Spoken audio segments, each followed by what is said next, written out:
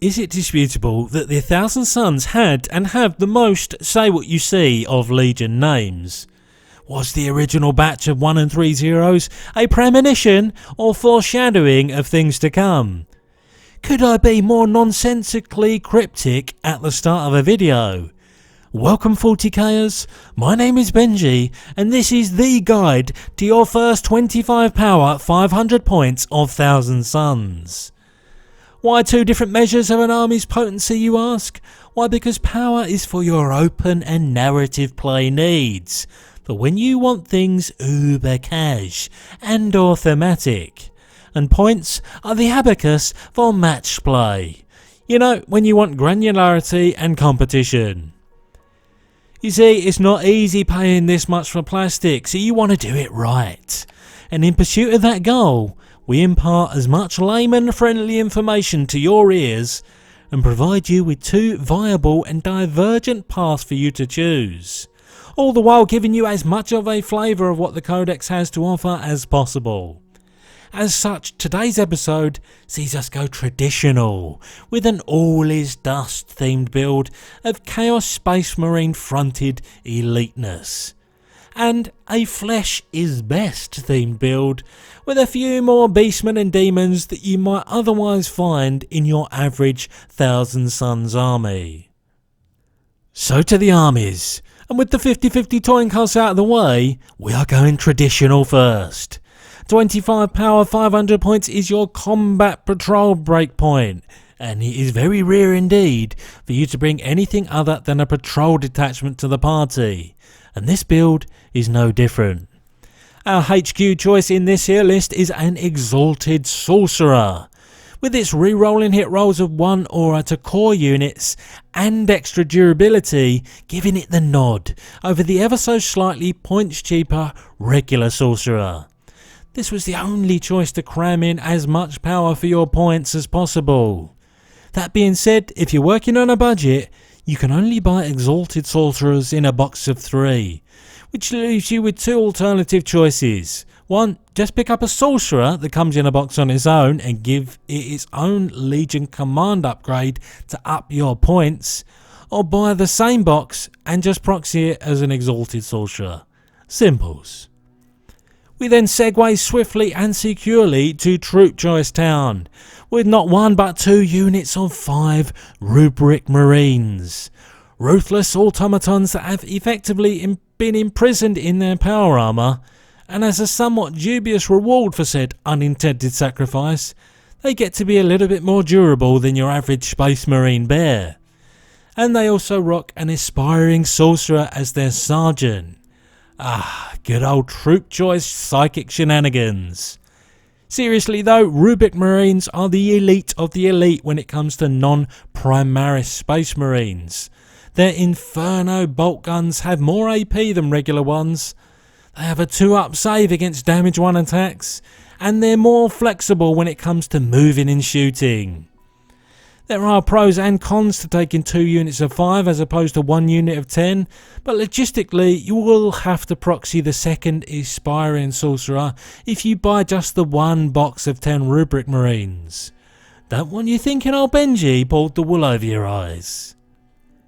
Now believe it or not, we only have room for 1 more unit, and in what was not our first choice is a Mutalith Vortex Beast.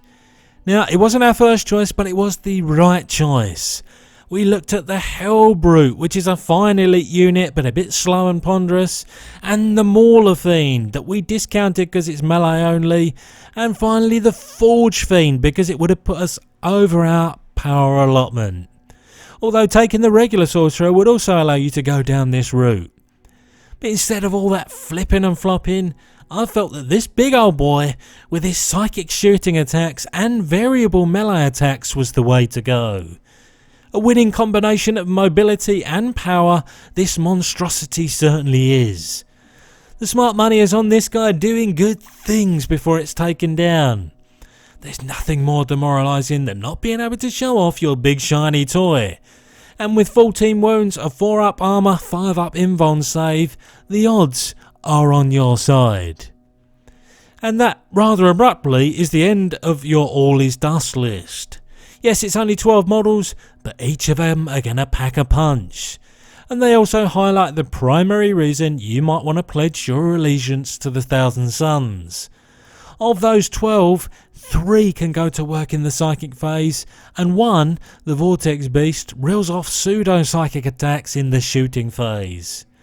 Not only that, they're still strong, as you would expect from Heretic Astartes, in both shooting and combat. It would, however, be remiss of me not to mention that there is now officially out of print, but still not that hard to find as of the publication of this video, Start Collecting box that may save you more than just a few beans, and at least partially stays to the principle of an elite Thousand Suns build.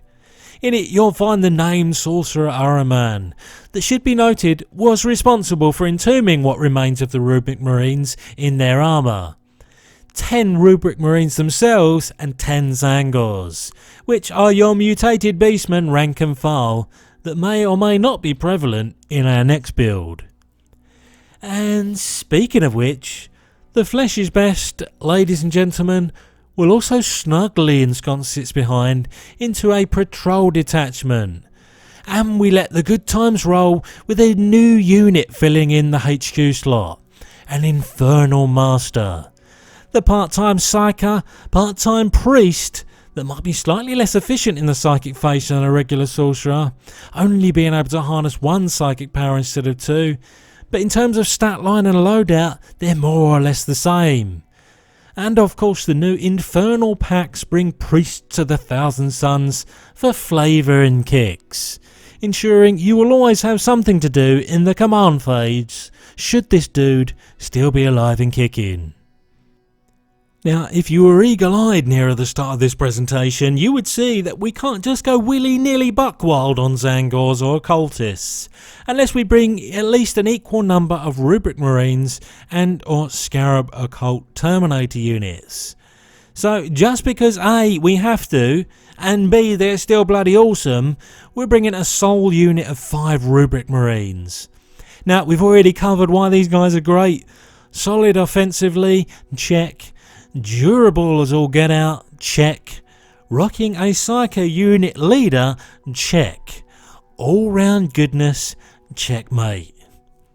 All of that though is to facilitate the introduction of the Bray, aka Zangors, into the mix.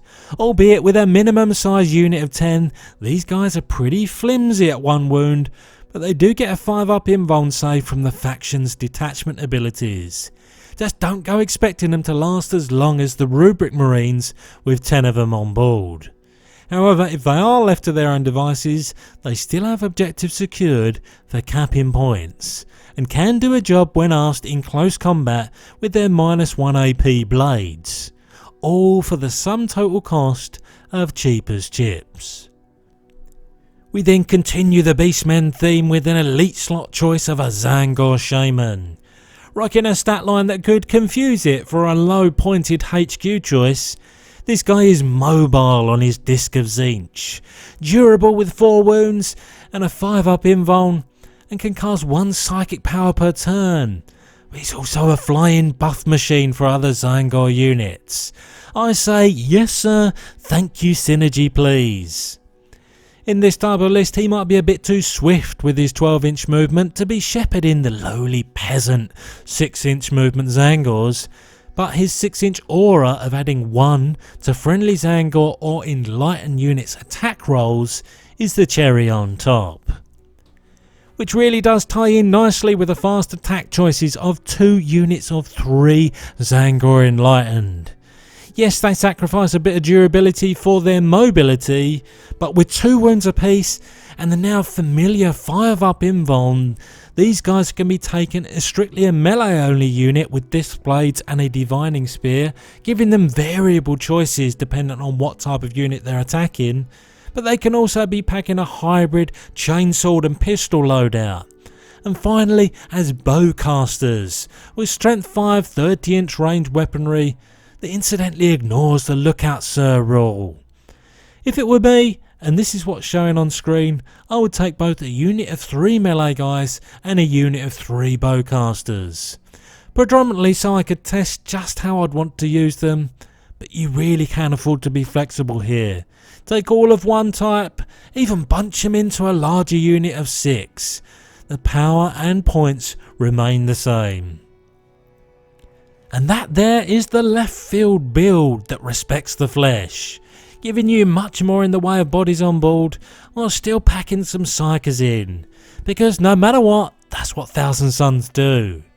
One thing's for sure, although this does lack some punch per model, it definitely brings added mobility that the infantry Astartes can't match. And you're just hoping you become a professional at rolling 5-ups when under fire. Once again, there is or may be an alternative to this alternative list in the form of what could well be, by the time you watch this, a combat patrol box that, if it follows the suggestion in the codex, will be rocking an Infernal Master and 20, count them, 20 Zangors. Filling out the list then is a unit of 5 Scarab Occult Terminators. The only deviation from what we've talked about so far, but what also allows you to take the Zangors in the first place. Of course, it may turn out that any future combat patrol box has a completely different set of contents, but whenever you're watching this, have a quick look-see on the GW website.